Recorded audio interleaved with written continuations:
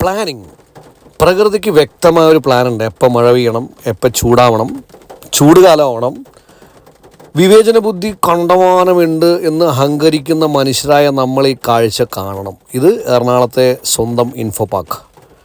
എന്തോരം വണ്ടികൾ നശിച്ചിട്ടുണ്ടാവും, എന്തോരം കമ്പനീസിൻ്റെ പ്രവർത്തനം എഫക്റ്റ് ചെയ്തിട്ടുണ്ടാവും, എത്ര കോടാനുകൂടി നഷ്ടം. ഇനി ടൗണിലേക്ക് വരാം. ഇത് സോ കോൾഡ് പനമ്പള്ളി നഗർ. എന്തോരം കച്ചവട സ്ഥാപനത്തിന് എഫക്റ്റ് ചെയ്യുന്നറിയോ? മനുഷ്യർ, വണ്ടി, loss. Who will bear all these things? നമുക്ക് ഇനിയും ടാക്സ് അടക്കാം, ഇൻകം ടാക്സ് അടക്കാം. എന്തോരം വീടുകളിലാണെന്നറിയോ വെള്ളം കയറിയേക്കണേ? അവരുടെയൊക്കെ അവസ്ഥ ഉണ്ടല്ലോ, പരിതാപകരമാണ്. എന്താ ചെയ്യാല്ലേ? നമുക്കിങ്ങനെ പറഞ്ഞുകൊണ്ടിരിക്കാം. മഴ മാറും, വെയിൽ വരും.